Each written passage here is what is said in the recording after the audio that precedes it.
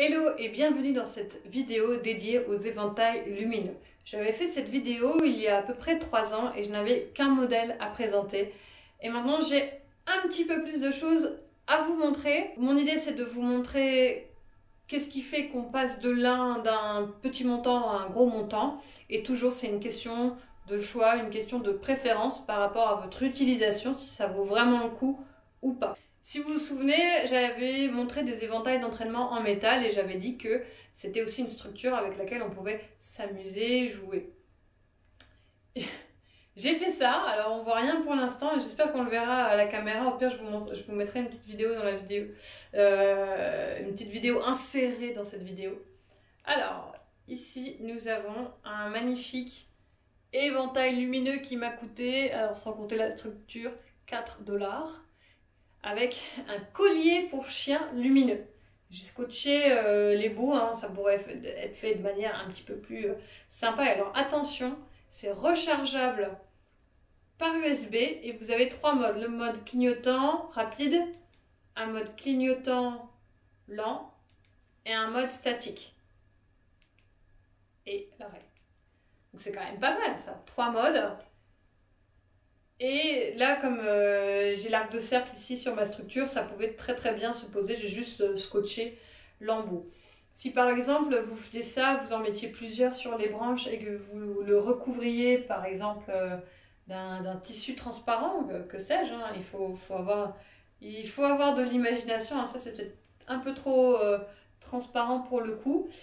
Mais ça peut, selon l'intensité des LED qu'on a en dessous, ça peut être suffisamment intense pour se voir sous un tissu.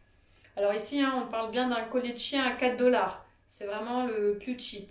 C'est Jessie Spins qui a publié un tuto, donc je vous le mettrai aussi. Par contre, maintenant, hein, on a quand même la technologie pour trouver des bandes de LED qui sont beaucoup plus fortes, beaucoup plus performantes. Donc vous pouvez aussi acheter séparément si vous sentez l'âme d'un électricien ou d'une électricienne, c'est totalement possible, il ne faut pas se mettre de limites. Donc voilà une petite idée sympa pour par exemple reconvertir soit des vieux éventails ou quand on a la fibre du bricolage. Ensuite, moi j'avais un modèle, alors je l'avais acheté en 2016 je crois. C'était un modèle tchèque de Pyroterra qui sont un peu des mastodontes du jonglage lumineux. Donc ils performent et ils fabriquent aussi le matériel de jonglage. À l'époque, j'avais acheté la paire avec la housse, cette jolie housse ici. Et je crois que ça m'avait coûté 250 €. 250 €, mais je l'avais acheté sur place à une convention de jonglage, donc je n'avais pas payé les frais de port par exemple. Donc qu'est-ce qu'on a ? Donc ça c'est un modèle assez ancien avec peu de choix, mais il existe maintenant les futurs, les nouveaux modèles où vous pouvez vraiment tout programmer par ordinateur, programmer avec d'autres objets lumineux. Ils ont vraiment poussé beaucoup plus loin la technologie. Qu'est-ce qu'on a ? On a une poignée avec un gros stopper aussi. Alors c'est assez pratique hein, d'avoir un gros stopper pour le tenir dans la main sans que ça tombe, c'est très stable. Par contre, pareil, hein, quand on a les doigts qui passent dedans, ça peut être un petit peu dangereux et quand on aime spinner les éventails, c'est pas top. À mon avis, c'est des éventails qui sont super bien pour faire des poses, pour faire des chorégraphies de groupe, pour faire des mouvements simples, des figures simples. Je ne peux que les recommander. Par contre, pour vraiment de la technique, cette poignée, elle est contraignante, le poids est pas tip top. Au milieu, on a la batterie qui est bien scotchée, bien collée à la branche du milieu et on a des bandes LED de chaque côté des éventails protégées par du silicone. C'est très bien protégé. Franchement, j'avais peur de les faire tomber. Je les ai fait tomber plusieurs fois et j'ai jamais eu de problème. Et on a l'interrupteur ici, juste en dessous de la batterie. Donc, je vais presser on. Voilà. Et on a les éventails qui s'allument. Alors, ça va être dur pour vous de voir la couleur. Alors, la spécificité de ces éventails, c'est qu'il y a une couleur d'un côté et une couleur de l'autre. Donc, vous voyez du bleu là. Mais moi, il m'éclaire en rose parce que de l'autre côté, c'est rose. Alors, vous voyez peut-être pas, mais vous voyez que maintenant, je suis éclairée en bleu et là en rose. C'est assez sympa, hein, il y a un effet quand on tourne l'éventail assez rigolo de changer de couleur. Et comment ça fonctionne ? On a une télécommande ici qui permet de changer les couleurs. Alors, on a du vert, du vert et du violet. Ah voilà, là on a un vert assez intense et orange de l'autre. Donc je trouve ça assez sympa le côté bicolore. Ce que j'aurais aimé, c'est à l'époque qu'on puisse faire une couleur des deux côtés. Là il n'y avait pas le choix, c'était obligatoirement bicolore et on pouvait aussi faire changer les couleurs. Voyons voir. Alors ça c'est un mode flash. Là c'est un mode où ça passe d'une couleur à l'autre de manière assez rapide. Et là en fait les éventails ils vont changer de couleur mais de manière progressive. Après voilà, c'est un ancien modèle, je ne pense pas que ça soit vraiment quelque chose qui vende encore, puisque la technologie fait qu'on a des choses beaucoup plus performantes maintenant. Donc je les ai quand même beaucoup aimés, beaucoup utilisés, mais c'est vrai qu'ils sont un petit peu datés par rapport à ce qu'on fait maintenant. Ce qu'il faut, c'est toujours bien regarder donc toujours les spécificités de l'éventail, la poignée, les branches, le poids, le côté vraiment pratique de la sculpture, de la structure. Et aussi toutes les options que vous avez quand vous prenez avec les lumineux. Combien de temps va durer la batterie? Est-ce que c'est rechargeable par USB? Est-ce que c'est rechargeable sur secteur? Est-ce que c'est des piles? Alors là par exemple j'avais un chargeur, hein, donc il y a un petit embout et je le branchais avec une prise sur secteur. Et j'en avais qu'un, donc il fallait que je fasse un éventail et après l'autre. Donc ça c'est plein de petites choses. Pareil la télécommande, est-ce qu'ils vous en donnent une et une de rechange? Comment elle fonctionne? Quelles sont les fonctionnalités de cette télécommande? Les changements de couleur, les changements de vitesse? Est-ce que vous pouvez l'allumer à distance? Il y a vraiment plein de choses qu'on peut avoir maintenant, mais forcément, plus on a d'options, forcément, plus le prix augmente. Et là, je vais vous montrer ma dernière acquisition. Ça fait déjà, je pense, plus d'un an que je les ai, je ne les utilise pas assez souvent. Ce sont mes éventails de chez Z Pixel.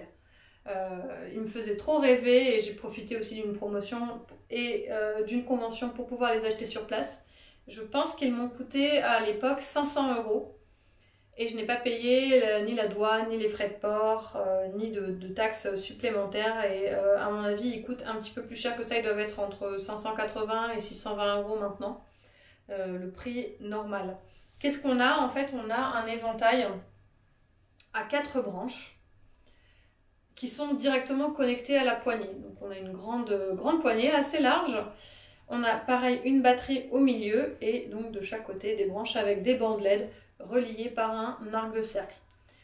Pour moi c'était vraiment la forme que je voulais parce que j'avais peur avant, en faisant tomber par exemple ce type d'éventail, j'avais peur de casser les branches, j'avais peur de casser les embouts, qu'en tombant par terre ça se plie.